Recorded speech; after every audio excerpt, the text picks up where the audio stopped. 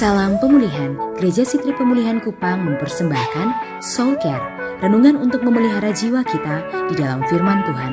Selamat mengikuti. Datanglah firman Tuhan kepada Yunus untuk kedua kali. Kalau saudara baca pasal 3 itu seperti pengulangan pasal 1 dengan respon yang berbeda. Bukan dua perintah yang berbeda, perintah yang sama yang diulang dua kali. Sebab perintah yang pertama Yunus tidak mampu melakukannya dalam ketaatan. Dan lihat ayat yang kedua, bangunlah, pergilah ke Niniwe, kota yang besar itu, dan sampaikanlah kepadanya seruan yang kufirmankan kepadamu. Sama dengan pasal 1. Bapak ibu saudara, Allah akan bawa saudara kembali ke titik awal di mana Allah pernah berfirman kepada saudara, hanya untuk mengajar saudara dan saya taat dan setia. Kalau engkau tidak belajar taat dan setia, saudara akan kembali di titik di mana Allah mau saudara dengar ulang dan taat. Kalau saudara menghadapi sebuah musim berulang-ulang, maka Allah mau Anda menang di musim itu. Tapi kalau respon saudara salah, maka Allah dalam kasih karunia-Nya akan membawa saudara kembali tepat di musim itu, hanya untuk mengajar saudara dan saya meresponi berbeda. Kalau responmu masih sama, percaya saya, saudara akan kembali lagi kawan. Kalau responmu masih sama, kalau saudara masih tegar tengkuk, saudara masih tidak taat, tidak setia, tidak bertumbuh, tidak dewasa, saudara tidak menghiraukan Tuhan, maka saudara akan kembali lagi ke titik itu di mana Allah hanya ingin saudara meresponi dengan berbeda. Berapa banyak orang yang selalu bilang begini, kenapa ini masalah datang lagi? Harusnya saudara bersyukur bahwa Allah mau saudara menang atas masalah itu. Harusnya saudara bersyukur bahwa Allah mau engkau meresponi berbeda musim itu. Yunus pernah ada di musim di mana Tuhan bicara kepada dia, Yunus, pergilah ke Niniwe. Namun Alkitab berkata dia tidak ke Niniwe. Kali ini perintah itu datang kembali. Saudara kalau lihat peta, Niniwe bukan daerah di pinggir pantai. Niniwe itu jauh ke dalam. Tapi Tuhan memuntahkan Yunus di dekat pantai yang paling dekat ke Niniwe. Dan waktu Tuhan memuntahkan Yunus di pinggir pantai, Yunus diberikan pilihan, cari kapal lagi atau jalan ke dalam. Pilihan ada di tangan saudara waktu Tuhan memberikan kepada saudara sebuah tugas. Saudara mungkin bisa menutupinya dengan segala sesuatu. Saudara bisa menutupinya dengan kenyamanan yang palsu.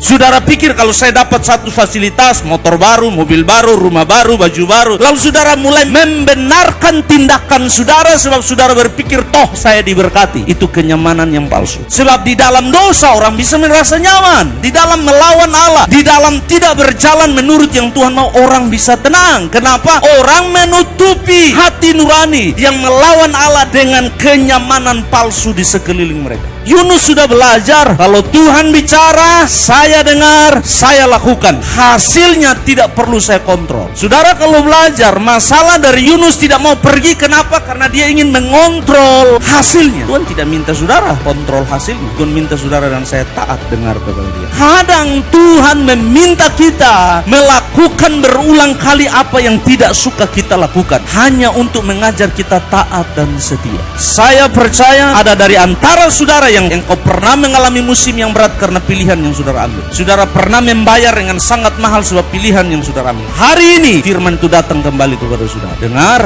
taat, dan setia lakukan. Demikian renungan dari Gereja Sitri Pemulihan Kupang. Tuhan Yesus memberkati.